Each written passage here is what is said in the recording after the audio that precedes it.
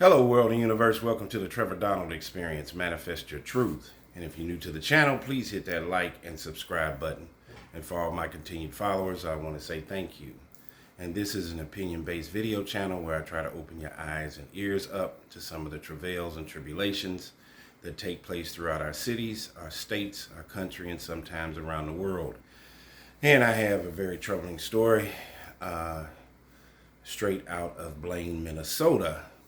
And this is just to draw some attention to some of the choices that we make as we try to navigate through this crazy world. And it definitely has a big caveat for parents and grandparents, because it has to deal with where parents and grandparents are taking their children and grandchildren to daycare. We're in a time where multiple generations are living with each other. Family members need extra help. Children are staying home a lot longer with their parents due to our economic situation, and we have to work 2 and 3 jobs. Inflation is a real issue. So daycare, which has gone up tremendously, is a very focal point of new families, new parents, and of course, new babies. So we got to be we have to vet our daycare centers very thoroughly, or bad things can happen. And unfortunately, this involves not one daycare teacher, but 2. And both of them are, one teacher is 22 and one is 24. And the things that are going on with our young people today make you scratch your head and make you question our morality, our ethical mantra, and our humanity issues. So here we go. 2 Blaine, Minnesota daycare teachers charged with abusing infants in their care. 2 teachers at Blaine Daycare Center have been charged after being caught on surveillance video being rough with multiple infants in their care. Chloe K. Johnson, 24, and Elizabeth Augusta Weirmeyer-Slodge, 22, have both been charged with felony malicious punishment of a child under 4, 3rd-degree assault against a victim under 4, and 2 counts of gross misdemeanor malicious punishment of a child. Very sad story. Both Johnson and Weirmeyer-Slodge were arrested on Thursday but released on Friday after posting bail. Johnson was the primary teacher. Chloe Johnson, 24, was the primary teacher in the infant's room, and Weirmeyer-Slodge was the other teacher, the complaint states. So how did the police get involved? According to the charges, on July 16th, Blaine police got a report of possible child abuse at Small World Daycare in Blaine, Minnesota. The report said that a 5-month-old infant had unexplained bruises across her body. The infant's parents said they dropped her off at the daycare center on the morning of July 15th with no bruising or red marks, court documents said. When they picked up the infant from daycare that evening, the parents noticed bruising across the lower half of the infant's body. The parents then contacted the daycare center and asked about the bruising. They were allegedly told by the daycare center that the bruising might be from the chair or swing in the immobile infant room, the charges stated.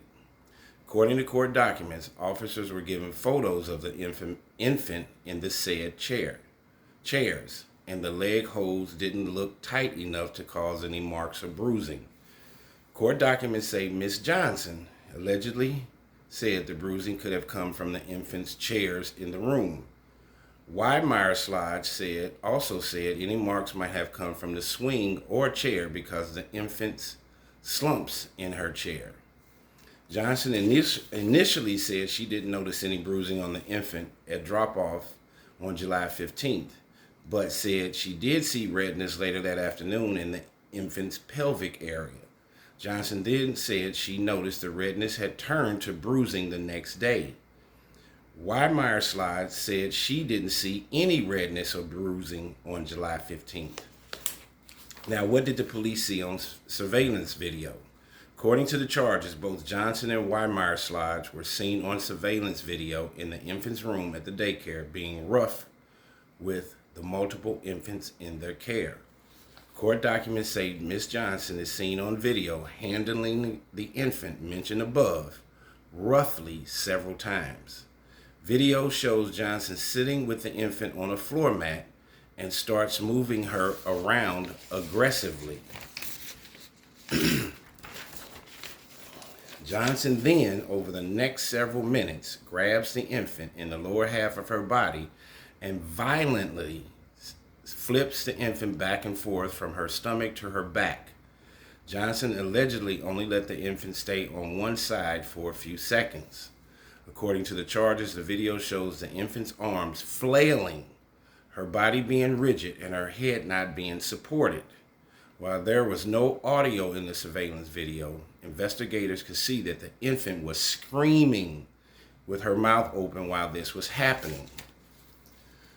So teachers reportedly handled another infant roughly, these same two teachers. The complaint states that Johnson also seen in the video picking up a second infant roughly and allegedly holding a cloth over the second infant's mouth for several seconds while the infant is crying. Johnson is also seen gripping the second infant's neck firmly. She violently pulls them up by the arm and she shoves a bottle in and out of the second infant's mouth repeatedly and too fast for the second infant to be able to drink from it, the charges state. Later in the video, the other teacher, Miss Weimar-Slodge, picks up the second infant and violently slams them down on a support pillow, the complaint states. Weimar-Slodge is later allegedly seen picking up a third infant and aggressively shoving them down onto a changing table.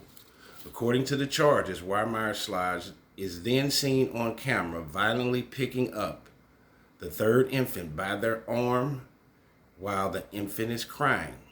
And Weimar-Slodge then aggressively moves the infant around on the floor mat while Miss Johnson, the other teacher, allegedly watches. Weimar-Slodge is then seen with the first infant who is lying on the mat.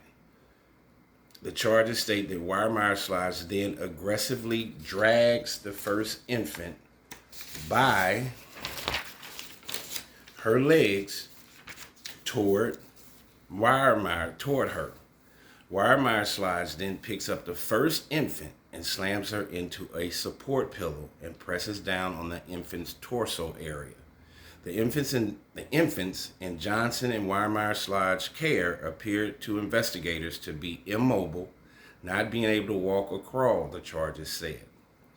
So what did the teacher say when they got questioned about this? Johnson reportedly told officers she was helping the infants roll over, but then admitted to being too rough and that her behavior could have caused the first infant's bruising. Investigators said Weimar-Slodge, the other teacher, also repeatedly admitted to her behavior and said it was wrong, according to court documents. The first infant was examined and had bruising in 9 different areas of her body. I'm going to say it again. The first infant was examined and had 9 different bruising areas of her body. The second and third infants were also examined, and Blaine police said that the third infant had an old leg fracture that may have occurred about 2 weeks ago. So these teachers potentially have been involved in this kind of abuse for a while. So police discussed the abuse case, and this is what they said, although we have been forced to investigate other terrible acts of child abuse, this one is exceptionally shocking. Most parents drop their children off at daycare centers believing that their child will be safe, especially since there's usually someone monitoring that care provider that is watching their child at any given time. In this case, we found 2 workers working together with infants, both aggressively abusing children, the Blaine Police Department said in a press release. Police said that Small World Daycare Center is cooperating with the investigation. Other families at the center have been contacted and were advised to have these children examined. and to reach out to police if they notice any unexplained injuries to their children. So these young ladies have been charged with abusing kids. This is a very unfortunate commentary and to talk about. But here again, we have to give thanks just when our technological advances have garnered many negative things in today's time. For example, with our technology and the push of a button, it has replaced us as parents. These young kids can find out anything they want, from the birds to the bees, to any negative imagery, to over-sexualized videos and OnlyFans, Pornhub. They can find that at a push of a button. But one nice caveat to our surveillance video technology today is that the eye in the sky is watching everyone. Just think, I'm in my mid-50s. Back in the 70s, 60s, 70s, and 80s, you'd send your child to daycare, and you're just hoping and praying that everything is going to be all right.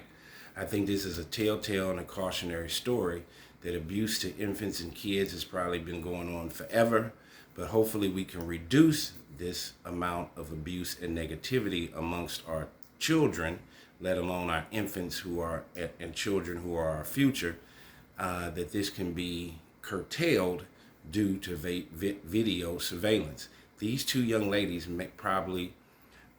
they would have eventually got caught, because you can't hide the bruising on these infants. One infant had 9 different areas of bruising.